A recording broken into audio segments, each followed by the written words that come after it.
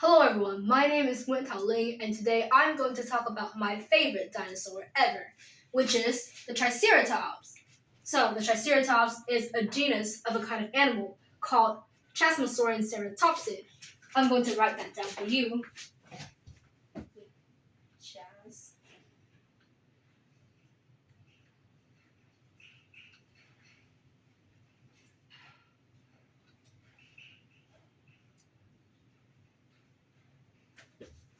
Okay, here, Chasmosaurian ceratopsid. And it first appeared in the late Cretaceous period, 68 million years ago, in what is now North America. Yes, some of the most iconic dinosaurs, such as the Tyrannosaurus rex, the king of all dinosaurs, and the Spinosaurus, the largest carnivorous dinosaur that we know of, and the Triceratops, does in fact not exist in the Jurassic period. It comes later, the Cretaceous period. So, this dinosaur is the last non-avian, which just means not related to bird, dinosaurs to exist. And it died from the Cretaceous Paleogene extinction. So what happens is an asteroid, it struck this crater in what is now Mexico. I don't even know how to pronounce this. But it struck this crater, and it struck above an oil field, which basically all the energy, it melts the asteroid down, and it sends all sort of particles and materials up in the air. So what happens was there's these sort of magma, the hot magma, it went up into the atmosphere and it cooled down rapidly. And when it struck down with tremendous force, it's sort of like, imagine like raining glass struck down at you. And there are these fumes that basically blocked the sun, and this devastated ecosystems on land and effectively wiped out 75% of living creatures on the planet, including our Triceratops. And for evidence, these are these marks at the explosion sites. And near the explosion site, or even up to Canada, there are these layers of iridium that all aligned to the 66 million years mark, which is where they extinct. So most definitely, these dinosaurs went extinct because of an asteroid. This is a very badly drawn depiction of a Triceratops, but you can see it has strong legs to support its heavy body. It has powerful jaws for chewing and a sharp, almost parrot-like beak, and it has long horns for defense, which I will elaborate on later. It is no doubt that this dinosaur is the most recognizable ceratopsid, and it got up to 8 to 9 meters in width, I think, and it weighs up to 9 to 5 tons. So this dinosaur is huge. So how does this dinosaur distribute its body mass? As you can see, this fossil right here, its bones, its hind limbs are almost straight.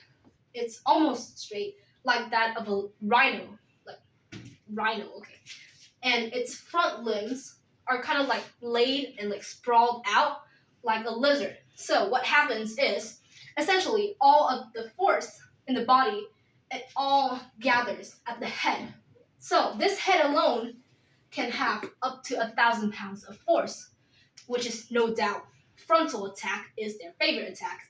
And the strong skull and the bony frill is also a protection of the neck, because their neck, the skin at the neck, is sort of like fingernails, so it's very fragile. So these bones protect it from the vicious bites of apex predators at the time, like the Tyrannosaurus rex.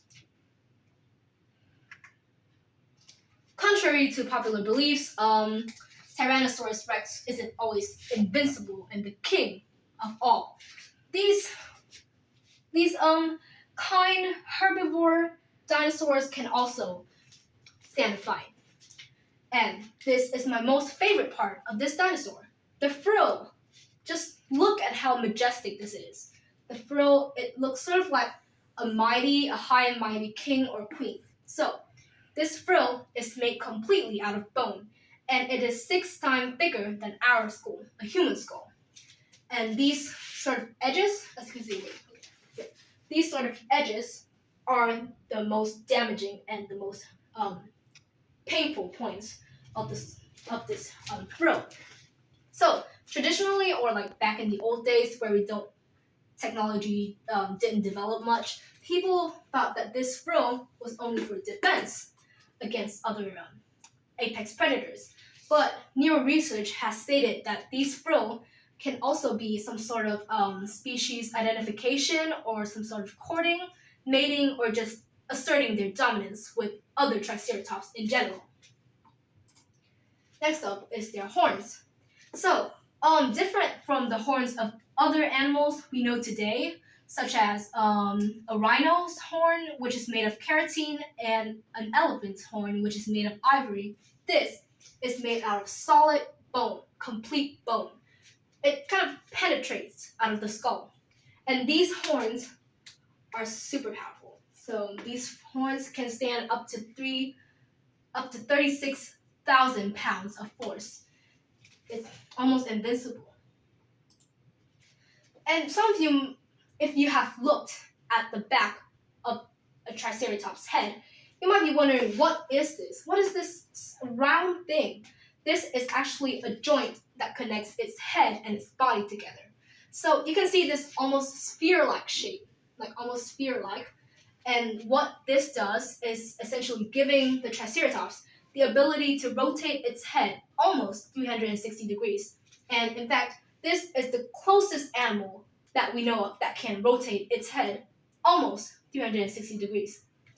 That's just a fun fact I like to share with everybody. So, what is the conclusion? I love Triceratops and they're amazing creatures. Thank you very much.